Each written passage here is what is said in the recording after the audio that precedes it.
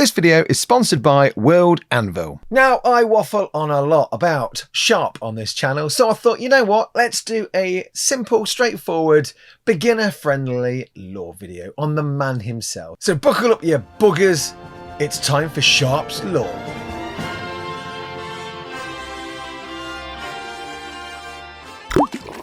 Bernard Cornwell, the author of Sharpe, began writing the Sharpe novels in the late 1970s after moving to the US. He couldn't afford a green card at the time, so he turned to writing for income. He wanted to create an army equivalent of C.S. Forester's Horatio Hornblower, another great TV adaptation of a cracking character from the Napoleonic Wars, Sharpe on the Sea, I like to call it. So choosing the Napoleonic Wars as his backdrop, a very underused era of fiction at the time, but rich with battles and historical detail. It's an amazing setting for beautiful and colourful uniforms, and if you ever fancied giving it a go yourself, there's plenty of miniature ranges out there. I often use like Victrix and Perry's, War Games Atlantic, they have loads of cool stuff. And also, if you really want to dip your toe into playing the game, Silver Bayonet is a really good gateway because you only need a handful of figures, and you get to fight zombies and stuff. So it's basically gothic horror mixed with Napoleonics. I also did a bunch of battle reports on my channel where I kind of use Sharpe as a massive inspiration and fight through a load of different characters, sort of based on some of the characters you will find in this video. So do check those out after if you fancied watching a little bit more Sharpe content. Bit of a disclaimer, some of the audio on the early ones is not as good as it probably is now. All right, it's okay. The first published Sharpe novel was Sharpe's Eagle, which is set in 1809. Though Sharpe's Rifles came a bit later, it is still set before Sharpe's Eagle and is kind of first in the series, really. Now, Bernard Cornwell deliberately avoided writing the series chronologically. Early books were set in Spain, and later he did some backfilling, Sharpe's origins in India. That's one thing you'll notice in the order of the TV series doesn't quite match the novels exactly. For instance, like Sharpe's Gold was much earlier than its TV counterpart. Now, the ITV TV series starring Sean Bean began in 1993 when I was a wee boy of 13, still at secondary school, getting very excited at the idea of the Napoleonic TV show. And the first episode was Sharpe's Rifle, which is kind of the first book, but like I said, Sharpe's Eagle was written first. It's very confusing. Bernard Cornwell likes to move around a bit, I guess, with his books. It's fine. It's totally fine. But yes, Sean Bean, a Yorkshireman, strong Yorkshire accent from Sheffield. He is the star of the show. Now, I would say he's the natural fit for Sharpe. He wasn't a Londoner, however, and the original Sharpe character was from London, but Bernard Cornwell liked his on-screen presence so much he decided to retcon his kind of early beginnings and change him and made him from Yorkshire. I guess he kind of just moved up a little bit and spent most of his youth in the north. Good, because we like Sharpe's Yorkshire accent. It's great. I guess also Sean Bean's influence kind of changed how Bernard Cornwell will write the character later on as well.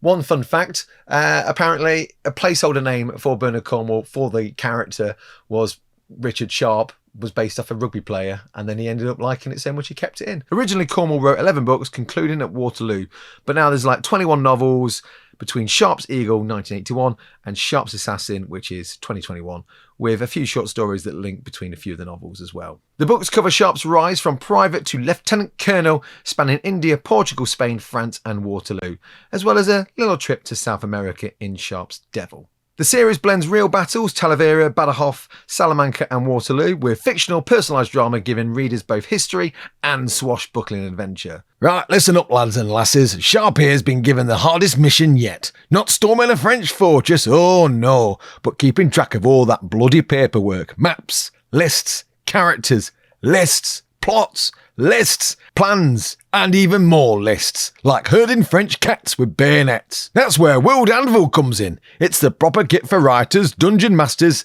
games designers, or anyone building a world bigger than Napoleon's ego, with over 25 templates for articles, interactive maps, and even timelines that run across space and time. You can marshal your stories like a proper regiment, instead of letting them run riot like green recruits. And if you're a games master, well, World Anvil supports 45 plus systems. Players get the best character management I've ever seen. Journals, inventories, even spellbooks. No more digging through scraps of parchment while the French, or recently risen undead, are charging. So fall in! March over to worldanvil.com and use this code here on screen. for 51% off a yearly subscription. That's half price, you buggers. Now off you go. There's a bloody war to win and a world to build. Not only do we follow Sharpe, but also his loyal sergeant and elite rifles known as the Chosen Men.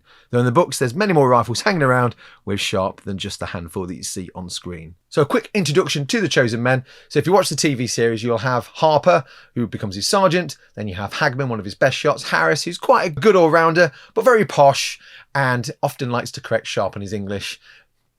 I get Sharpe's frustration. I used to get that a lot myself, so I know why he gets a bit annoyed. Then there's a young lad called Perkins, who eventually makes his way through the rifles to become a chosen man.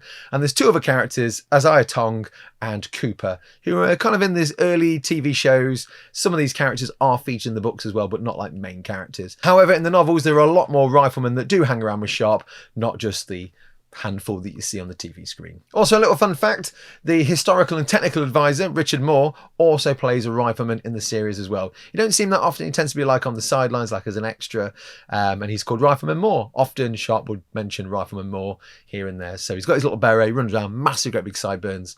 So you do see him from time to time in shots and fighting too. And I've included him in my Silver Bayonet battle reports as well, because he's cool. Even though at the time the battles on TV were small but fun, it was still pretty cool. However, with today's tech, it does look a little empty at times if you do watch it. Now, another fun fact, if you didn't know this, was Sharpe was mostly filmed in the Ukraine during the 90s, and they used the Ukrainian army to play the extras. Made sense because they knew how to step in line and march and do all this kind of stuff. So when they are doing their rank battles, even though they're not like super huge, it's all mostly Ukrainian extras in suits or uniforms, which is, I guess, kind of limits the amount of people you can have on screen as well, because it costs quite a lot to make those uniforms. Even though some people would argue that they're probably not 100% historically accurate, but as a kid, thought it was cool. Also, another reason for using Ukraine and the Crimea area for filming was it kind of matched a lot of the locations you'd expect to see in Spain, Portugal, and the south of France at that time of like the Napoleonic Wars. So it kind of looked the same, which is why I guess they used that. Made sense, really. Go there and then hire the army to wear uniforms and shoot smart. So what I'm going to do now is give a brief synopsis of each of the TV episodes and how they kind of slightly differ from the novels as well, just for a bit of fun. So if you are new to Sharpe, or you just want to listen to a little bit of Peach talking about like his favourite character, you can get an idea of how, especially if you've not read the books as well. So if you've not read the books, you'll be like, oh, that's interesting, didn't know that. So that's what I'm going to do. I'm going to start with Sharpe's rifles. In this episode, we see Sharpe promoted to an officer very early on, yet posted with a bunch of scruffy looking riflemen known as the Chosen Men. Even after the slaughter of the vast majority of the company is attached to, he still perseveres with the mission, overcoming challenges with his men, helping out some partisans, and eventually succeeding in the task given to him. Now, this episode invents Sharpe's promotion scene where he rescues Wellington, or Arthur Wellesley as he's known at the time. In the novels, this happened much earlier in India, and he's promoted to ensign first rather than becoming a lieutenant. Teresa Marino, leader of the partisans and his future wife-to-be, and love interest, appears far earlier than in the books too. He has a few love interests in both the TV series and books, some being simultaneous. Naughty bugger. Now, Sharpe's Chosen Men are featured more heavily in the TV series, while the larger company is cut down, unlike the book, where plenty survive to carry out the mission. In the TV show, Sharpe has to prove his worth to the remaining rifles, or Chosen Men, has a run with a tough Irishman called Patrick Harper, who soon becomes Sharpe's sergeant and closest friend. The historical Corona retreat backdrop is removed. Instead, the narrative focuses on Sharpe's mission to find a banker called James Rothschild with money for Wellington's army. He's also pressured and helps the partisans fly the flag of Santiago or St. James, which apparently in the TV show will encourage the Spanish people to rise up against Bonaparte. I mean, I guess that's how social media worked in those days. Get a rag on a pole covered in blood, flick it around while 10 civilians are watching, and apparently everyone knows about it. I mean, I kind of feel I should insert the beacons are lit scene from Lord of the Rings, but I don't think that's kind of how it worked. Anyway, over to Sharpe's Eagle. That's episode 2. In this episode, Sharpe and his Chosen Men assist in the destruction of a bridge, but due to many blunders of his new commanding officer, Sir Henry Simerson, a character Sharpe will run into many times, Sharpe is then cut off when the bridge is blown too early and then commits himself to taking a French Eagle. Does that for his buddy, Major Lennox, a Highlander officer who he's befriended and apparently steadied the line at Say when the army was ready to run. That reference will mean nothing unless you've watched the TV show. So watch the TV show. Watch it. It makes sense then. Love Lennox. Ram it in deep, Sharpe, so I can feel it. Choicey words. Then we spend the rest of the episode of Sharpe trying to circumvent Simonson's rage and annoyance because, well, Sharpe's just better. Teresa replaces Josephina as the main love interest. So in the book, Sharpe is more into Josephina, who's the countess in this episode, because Teresa doesn't appear until later on. But obviously they encourage to have Teresa early to make the love interest thing, because it's nice to have a little bit of lovey-dovey when there's lots of shooty going on, isn't they? It just makes TV, apparently. But yeah, in this episode, it's more Teresa than Josephina. And again, Harper and the Chosen Men will form the main rifle contingent, as opposed to like the 30 plus that are in the book, a running theme through all the TV adaptations. So do expect that. There should be lots more, but for the show, makes sense to have a few. Spoiler alert, Sharpe does capture the Eagle, and he does ram it in deep, just in case you wondered. Now in the show, the South Essex Regiment is made up. There is an Essex Regiment, the East Essex, but this was made up for TV. Now, they do lose the King's colours when the bridge is blown, due to Sir Henry Simonson's blunder. Losing the King's colours, or losing any flag during that period, is quite a shameful act and does affect the morale of the troops. So Sharpe not only decides to get an Eagle to appease his dying bud, Lennox, also to build the morale of the South Essex because they've lost the colours, but it also secures his rank to captain as well, because at the moment he's still a lieutenant. He wants to be a captain, so he wants to secure his rank by doing that. Now, quick fun fact, there is a notable Eagle capture in history. During the Battle of Waterloo, Sergeant Irwit of the Scots Greys, so a beautiful cavalry regiment with very nice looking horses, all grey with like white dapples on, he manages to secure himself a Eagle by charging to the middle of the column, cutting down obviously the guards around it, and then taking it back. He gets promoted to ensign, very similar to how Sharpe gets promoted, and then that is then taken back. Now, if you are ever in the vicinity of Edinburgh, I would recommend going to Edinburgh Castle, because in the actual castle they have the military museum, and you will see the Eagle captured by Sergeant Irwit, and there's also a pub called the Ensign Irwit as well, so worth checking out if you're that way. Oh, and randomly, for some reason in the book, I can't understand, there's two characters, one's called Berry, one's called Gibbons. In the book they are almost reversed as they are in the TV show, so Berry is more of a baddie and a vicious kind of character in the TV show, where he's a bit of a blundering fool in the book, and vice versa with Gibbons, who is also a nephew of Sir Henry Simonson. I think they kind of saw something in Daniel Craig, who played Berry, and they went, he looks a little bit more badass than this other actor, so maybe they swapped that round, because he did become 007, didn't he? Oh, hang on a minute, Sean Bean was 006. What a weird coincidence. Oh. So in that one, Sean Bean kills 007. Next up is Sharpe's company. This episode takes us to the Siege of Badderhof. Obviously, it's greatly condensed for the budget. We meet Obadiah Hakeswell, Sharpe's nemesis, a man who got Sharpe flogged for a crime he did not commit. Though he's no longer with us, Pete Postlethwaite's acting skills for Hakeswell is second to none. One of the best TV baddies, in my opinion. Now, it features Teresa. Her role is shrunk compared to the novel. The marriage and child story thread is condensed quite a lot for the TV version. And also the TV version trims a whole bunch of side characters as well, like Lawford, who is the guy who taught Sharpe to read and write. They share a prison cell in India, a background story that gets more attention in Sharpe's Tiger, a later novel about Sharpe's time in India, which also includes Sharpe's first interactions with Obadiah too.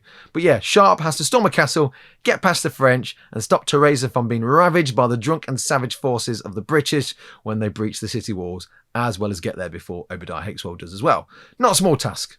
Oh, and apparently Obadiah Hakeswell, he cannot die. Apparently.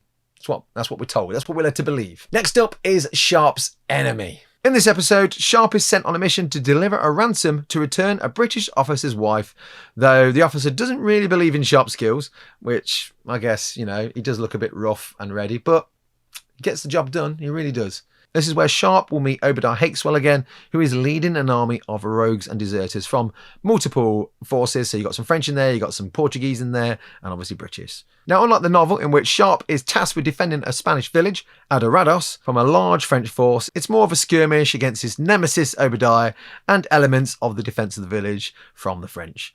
Far fewer troops are shown, mostly due to the cost of uniforms, etc. So instead of thousands of troops and artillery attacking Sharpe, it's a column of French infantry being repelled by Sharpe and the Chosen Men. We meet a recurring baddie called Duco, who will become quite the nemesis for Sharpe in later episodes. We also get to meet Captain Fredrickson of the 60th Rifles, also known as Sweet William to his men. One of my favourite characters in the show, besides Sharpe, obviously. Also in this episode, Sharpe has a rocket troop attached to him. Rockets feature more in the Battle of Waterloo, and they're quite experimental, quite loud, and massively inaccurate, which you'll see in the episode. But Sharpe does make use of that noise, and also they look a little bit like cavalry, so he kind of dons them to look a little bit like lancers. Now, fun fact, well, historical fact, don't know if it's fun, the British Army had loads of cavalry, but they didn't ever make use of lancers during the Napoleonic Wars. Lots of other nations did. Britain did have like a couple of other countries or nations work with them that would make use of lancers, such as like the Brunswickers, they had the Uhlans, and I guess you could say the Bengal cavalry did make use of lances then, but they weren't known as Bengal lancers then. But yes, the British Army didn't really use them until like after the Napoleonic Wars, because they were quite inspired by the Polish ones, because Napoleon made use of Polish lancers and they were pretty badass. So yes, it wasn't until after that you'll see lancers being used. My dad was a lancer in the 9th 12th Royal Lancers. At the time, there would have been separate regiments of the 9th and the 12th. You'd also have other regiments like the 17th and 21st, which are all now the Queen's Lancers. So shout out to the Queen's Lancers. I hope you're watching, James. But yes, lancers, they're cool. We like lancers. Oh, and spoiler alert. Skip this if you don't want it. In this episode, we do say goodbye to Obadiah Hakeswell. Yes. And also Sharpe's wife. Boo. Never mind. Happens. It's war, innit? Right, next episode. Sharpe's honour. In this episode, Sharpe is accused of harassing the Marquesa with many unwelcome advances. She is the wife of a Spanish officer. All of this has been fabricated by the enemy of Sharpe, that bugger from last episode, Major Duco. In the book, there's a lot more focus on the courtroom and political intrigue. Marquesa's role is changed somewhat as well. Instead of being a full-on French agent, as in the book, she's more of a manipulative figure tied to Duco. Duels and betrayals are simplified. French intelligent plot lines are cut as well. It focuses more on Sharpe's disgrace and his eventual vindication through heroic acts of, like, well, blowing up French forts and making himself like the good guy again, and rescuing the Marquesa from Duco. It's what Sharpe does. It's what he does. He just likes to fight and punch stuff. Right. Next episode is Sharpe's Gold. This episode is almost entirely rewritten. In the novel, Sharpe is ordered to help recover a cache of Spanish gold meant to pay Wellington's allies. It features corrupt officers and French agents trying to steal or divert gold, as well as kind of like logistics of how supply works and stuff like that. Kind of a military heist and adventure story with Cornwell's usual historical realism. Think more like Kelly's Heroes, I guess. That's probably a good way of looking at it. That's kind of what the book was intended to be. However, the TV show is a massive divergence from that. It's more about getting some Spanish sort of partisans to work with Sharpe that live in the mountains. Pans out, they're very spooky. They live in a little cave fortress. There's lots of like Aztec gold. They've probably come from like Mexico or somewhere in South America. And it's all a little bit weird. And there's a weird Spanish officer who likes to make cat noises. Sharpe's trying to help a mother and daughter try and track down their father. All very weird, all tied to Wellington somehow. What it does do, I do quite like the episode, but it is a great resource for the Silver Bayonet, having like weird sort of supernatural elements to it, which kind of, I think, is a really good setting for Silver Bayonet. Maybe that's what Bernard Cornwell was intended. He was like, I really want to do some horror. Let's do some horror. Maybe we'll start doing some Silver Bayonet episodes. We'll find out. Also, this is the last time we will probably see Cooper as a chosen man as well. I'm not quite sure the reasons. I don't know if it was like an acting reason or whatever, if he had other jobs to do, but we didn't see Isaiah for a few episodes, and now this will be the last one you see Cooper in. Let's just say they died off screen or they went back to England. Don't know. But you won't see him again. Moving on. Next episode is Sharpe's battle. In this episode, Sharpe is given the task of training up a Spanish-Irish royal bodyguard, seen more as a joke to the regular soldiers. They're put close to the enemy lines and tasked with defending a small town called Fuentes de Honoro. Sharpe also has to deal with a bunch of French who are dressed more like furries than soldiers. They're kind of French, but they're covered in wolf gear, which also leads to another thing. This is a made-up character for the TV show. There is a baddie called Brigadier General Guy Loup, who I feature in my Silver Bayonet Battle Reports, because he's all wolfy. Makes sense for a werewolf kind of guy. He's the main adversary that Sharpe has to deal with. It's pretty cool. I actually quite like the look of him. It's very different. So yeah, Sharpe has to deal with him. He has to deal with a load of the Irish deserting, lots of unrest in the unit, as well as some of the Irish turning to the French side and fighting against his own men. So quick spoiler alert, you might want to skip like 10 seconds.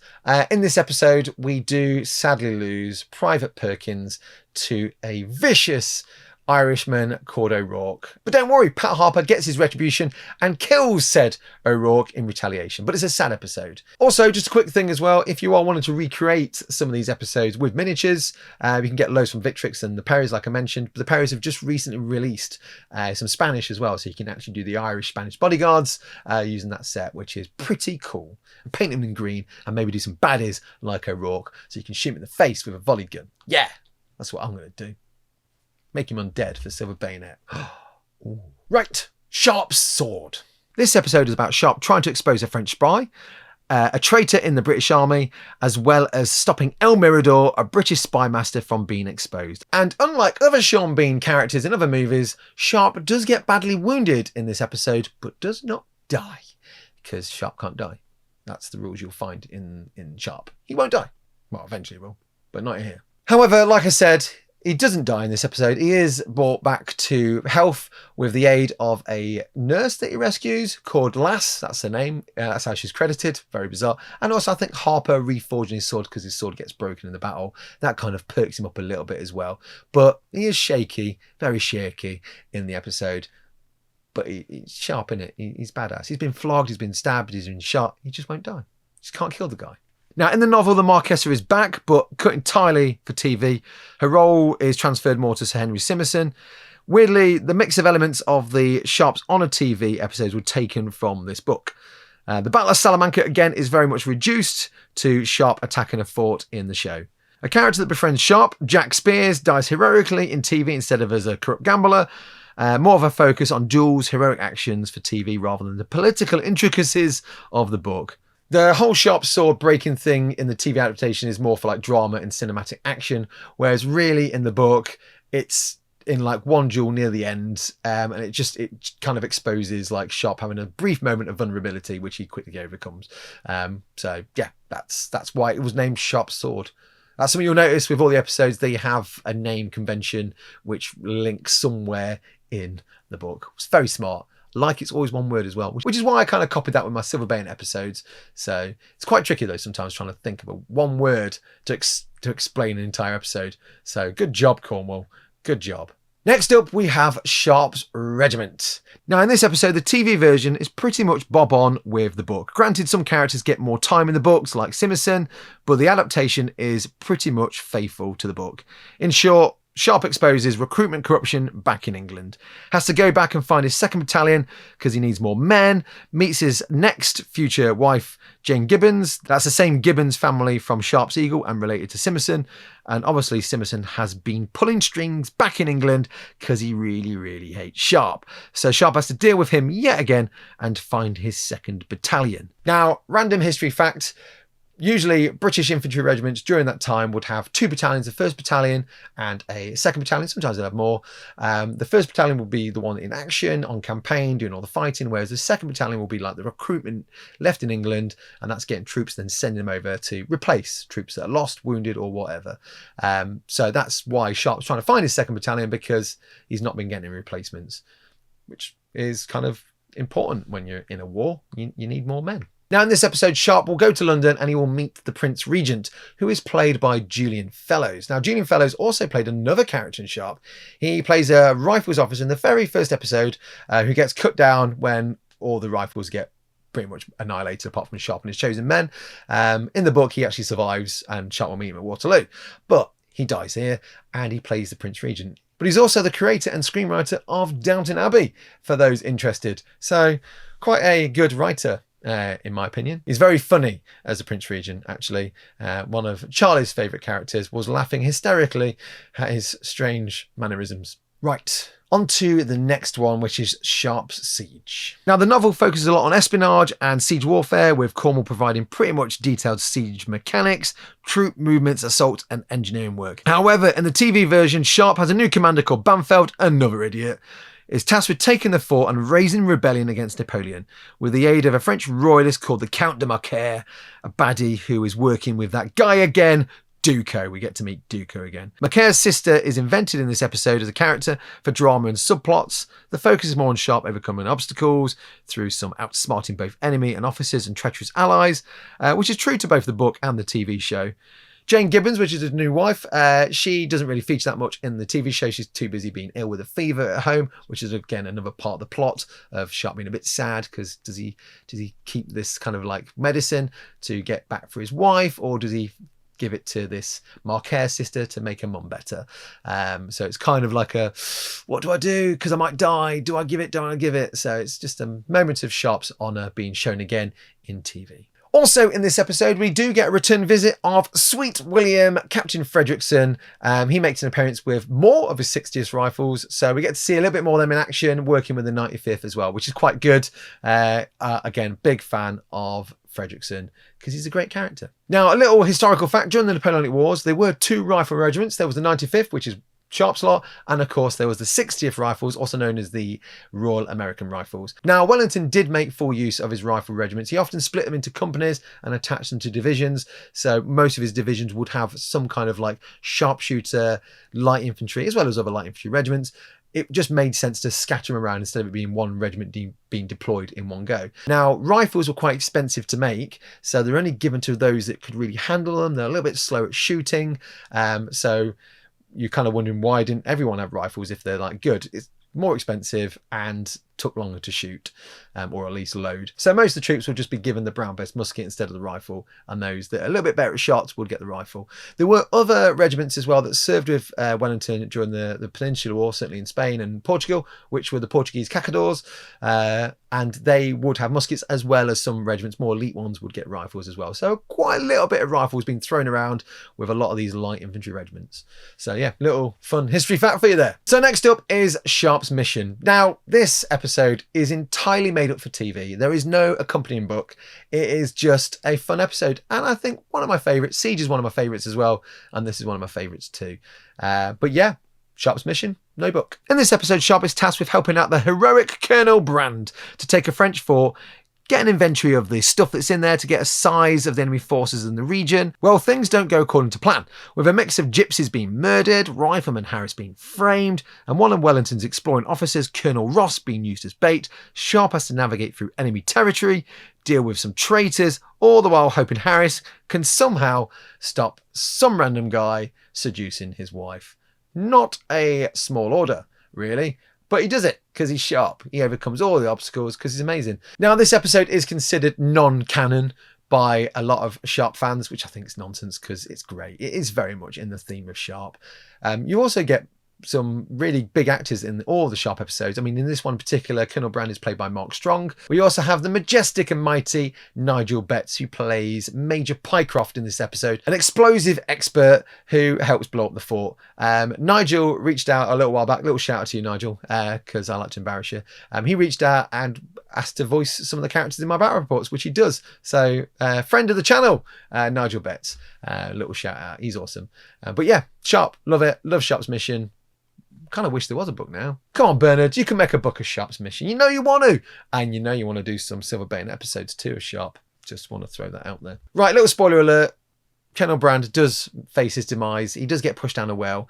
And for me, looking in all these different sort of episodes for different baddies to use for Silver Bayonet, I really want to do Colonel Brand coming out the well, draped in like reeds and like all sorts of nastiness, very much like The Ring, the horror that is in The Ring. I want Colonel Brand to come out the well looking like that. You're like, what are you talking about? A well? He gets pushed down a well. He gets pushed down a well by Sharpe. It's an unceremonious demise, but deserved because he's not very nice. Next, we have Sharpe's revenge. Now, this is faithful to the novel's core. Sharpe's accused of theft, treason, and he basically seeks redemption. Sharpe meets, gets shot by, and falls in love with Lucille, a French woman whose brother has been killed, supposedly by Sharpe.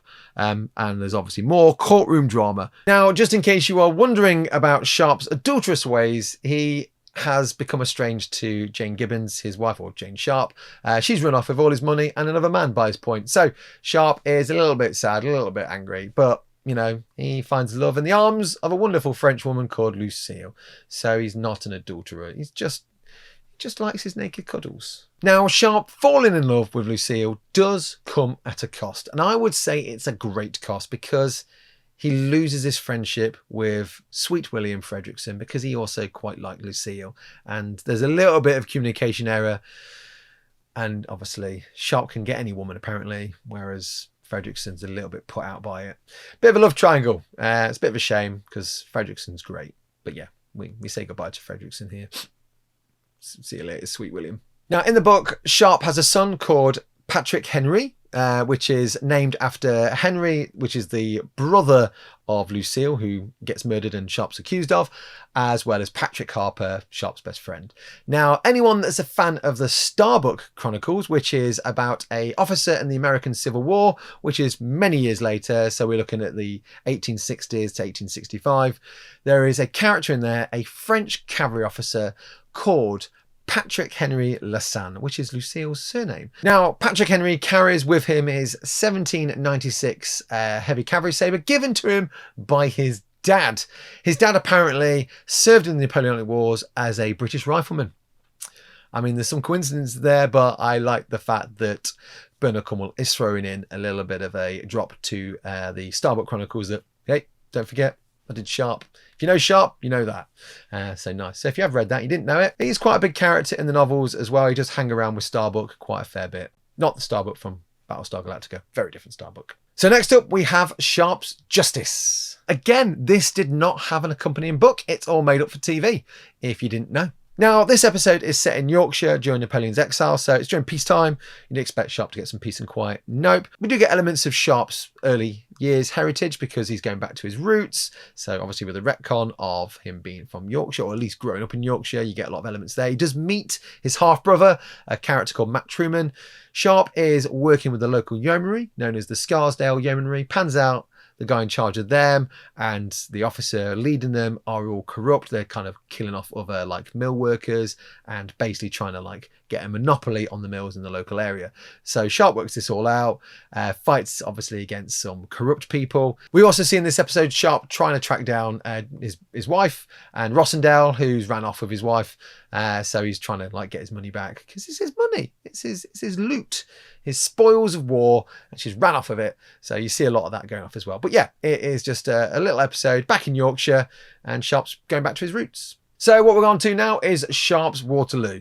Now, this episode is fairly faithful to the book, actually. Obviously, budget aside and the amount of characters you can fit on the screen. Napoleon has returned from exile. Wellington, with a mix of British, Dutch, Belgium and Germans, all formed together to form a very colourful coalition to fight off the exiled emperor. By this point, Sharpe has been promoted to the rank of Lieutenant Colonel and is appointed to the Prince of Orange's division, a complete fop and heir to the throne of the Netherlands. Sharpe has to deal with this guy's constant incompetences, whilst also trying to get a quick glance at Napoleon, as he actually never met him or faced against him in the Peninsular War in Spain and Portugal.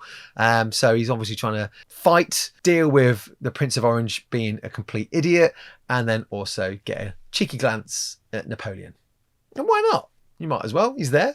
He's actually on the field. He's actually on the field there. Now, in the TV show, there's not huge dramatic engagements as you will see in the novel, but they're more reduced and focuses on Sharpe's exploits, really. Now, locations like the farmhouses of Hougoumont and La Haye-Sainte are merged on screen. In the battle, these two farmhouses are incredibly key to the Allied forces and both suffer quite heavily throughout the day of fighting, but for simplicity, they are kind of combined into one. You'll notice this as well when Sharpe basically comes into La Haye-Sainte. There's a scene where they try and close the gate, which is a very famous painting of the gates of Hougoumont being closed by a Scottish officer and a bunch of the Coldstream Guards. In this one, it's kind of like at La Haye-Sainte, and it's, like I say, it's merged. It's merged, which makes sense because not enough people budget-wise, I guess. It's a problem in it with TV in those days. I really do want at some point them to redo Sharpe. That would be great. And using technology of today to increase the size of the battle, like, you know, they would see in like Lord of the Rings and stuff. But it's wish list, isn't it? You can't always get what you want. Now, this is going to be a big spoiler. So if you've not watched the TV show and do want to watch it, probably skip. I'll make a little time block actually for all the spoilers. That makes sense. In this episode, we see the death of the chosen men, Hagman and Harris, or sergeants by this point. They die heroically, kind of. In the books, Hagman dies, Harris dies, but Harris isn't really a major character in the books. He's just like named here and there. But yes, we do finally say goodbye to the men Sharpe chose. He chose them, they were his, although at the Sharpe's Rifles, he does say he didn't choose them. But, you know, they're his men. They're his men, and it's a sad moment. So goodbye, Hagman. Goodbye, Harris. All that time, all those years for the Peninsular War, and you get killed by some random incompetency of the Prince of Orange. Incidentally, makes Sharpe very angry, and he takes a pot shot at him. Good. Also, the cavalry snob that stole Sharpe's wife also gets bumped off in this episode as well, although his death's slightly different to it in the book. But other than that, other than like the scale of the battles, it is very much close to the book, which is great. Now, if you did really want to watch a full-on Waterloo-esque battle, then I'd recommend watching the Waterloo movie that features Christopher Plummer as Wellington and Rod Steiger as Napoleon. It's very good. There's a little bit of talking, but it's quite a grand, epic movie of its time. So if you did want like some Waterloo goodness and just watch the battle unfold, it's a good film to watch. Now, like I said at the start, there are other novels that kind of slip in between some of these episodes. There's a few like feature like the Battle of Trafalgar. Sharpe was there at Trafalgar apparently, but there is a bunch that focus on India. So that's Sharpe's Tiger, Sharpe's Triumph, and Sharpe's Fortress. Now, there are no films for those because by the time that he kind of wrote those books, Sharpe was a bit older. It didn't make sense. So instead, the TV adaptations of that are kind of like later on after Waterloo. So like in the 20s, instead of like 1815, it's like 1820. And Sharpe's hunting for his bud, Patrick Harper in the first one. And then obviously deals with some corruption in the second one as well. And it kind of has elements of Sharpe's Tiger, Sharpe's Triumph, Sharpe's Fortress, but it's kind of condensed as like a later plot. So you do kind of get like those India references, but not quite in the same capacity. But they're good. They're good episodes. Weirdly, I've watched Sharpe's Challenge a fair bit, but I don't really remember Sharpe's Peril that much. I must have only seen it once, so I do need to swap up on that. It's been a little while. So there's a little bit of Peachy research to do. Watch some more Sharpe's Peril. It's fine. Again, TV adaptations of books, but not based on novels, if you wondered. Now, in Sharpe's Waterloo, Sharpe gets a bit of a glance at Napoleon, but doesn't really get to interact with him very much. Well, in one of the later books in the timeline, Sharpe's Devil, Sharpe does actually get to meet Napoleon and have a one-to-one conversation. He kind of stops off at St. Helena, which is where he's been exiled and imprisoned pretty much, like house arrest kind of thing. So obviously, you know, he's a dangerous man. He's kind of ill by that point. He's not got many years left in him. But Sharpe has a little chat with him before he goes on his mission. He's got a mission to find a guy called Thomas Cochrane who's causing problems in South America. Now, Thomas Cochrane is an actual historical character. He was dismissed from the Royal Navy. I guess he's got like some piratey kind of ways, a little bit rough around the edges, but he goes off down to the South Americas. He helps with some revolutions in Chile, Peru, and Brazil, as well as other places like some stuff with Greece, although he doesn't really do much there. However, Thomas Cochrane does get a pardon from the Crown and returns to service with less illegal shenanigans, I guess. But Thomas Cochrane, to come full circle, is the historical character C.S. Forrester based Hornblower on, as well as Aubrey from Master Commander, who Patrick O'Brien based his character on, which obviously were inspirations for Bernard Cornwell. So Bernard Cornwell puts a character in that inspired Hornblower, which inspired him. Inception. Amazing, amazing stuff. And there we have it, a sort of beginner's guide to the lore of Sharpe, if you like. Now, I did do a lot of research for this, and I've obviously read the books and listened to audiobooks, read some, listened to some others, and watched the TV show loads. But there will be some things I probably got wrong. So if you have noticed some like details, do chuck them in the comments, because I'm only human. I have spent the last few weeks taking notes and stuff, but there's human error involved, and that happens. But yes, by all means, throw them in. I am not too proud to be corrected, but it's been really good fun. I had two really good resources as well, both given to me by Dave Andrews, the beautiful Dave Andrews. I had the Sharpe's Companion, which is just over here, or Companion, and Sharpe's Victory, which is over here. Both you can get from Amazon, so I'll kind of drop, I've got an affiliate link for Amazon, so I'll drop the links in if you are interested in getting them. That one's more based off like the TV show, so it's like talking through the characters and the making of the show, whereas the Sharpe's Companion is more about how Bernard Cornwell looked at history and how that fitted in with the novels as well. So it's kind of like side by side, like here's my inspirations, but it takes like all the battles and the campaigns and kind of shows the real parts as well as the made up parts as well. So it's very good if you want like lots of maps and historical facts. So they're really, really good. Also, if you're interested in like actually playing games based on Sharpe, like I said, there's War Games Atlantic, Victrix, the Perrys. Again, I have an affiliate link for War Games Atlantic. So if you want like models from there, please use the affiliate link. Obviously, I get some kickback from it. Not going to beg. But they've also, this is the best thing ever, they've also made a Richard Sharpe model, and they're going to do a Richard Sharpe range. So if you are new to Sharpe, or if you're actually just stumbling across the channel and you're like, this is quite interesting, I like the background of Sharpe, I might paint up some figures. They have sets now. Well, they've got one at the moment, which is Sharpe himself. You get like a little 28mm figure that you can play on your battles, but you also get a 54mm one in the set as well if you want to do like some cool displays or just collect them to look good. At the point of me filming this, Sharpe is released, so you can get them. Like I say, use the affiliate link if you want to. But there's been some news announced that Patrick Harper has been sent to tooling. So hopefully we'll be seeing him soon, hitting at least the news screens and the shelves at some point very soon. So I'm very excited about that. So I will be doing more Sharpe related content with Silver Bayonet and also more paint guides and stuff. I do have a paint guide that will be out. I'll link it if it's ready with Wargames Atlantic on how to paint Sharpe. So do keep checking out their YouTube page as well, because I do paint guides for them too. But I will link it in once it's up and running. But I hope you enjoyed the video. I hope the nonsense of me waffling on about my favourite character from TV and books was in any way exciting and fun or informative. I had fun because I got to talk about my favourite character. So, you know, it's great for me. But until then, sod off you bastards. I'll see you on the next one. Peach out.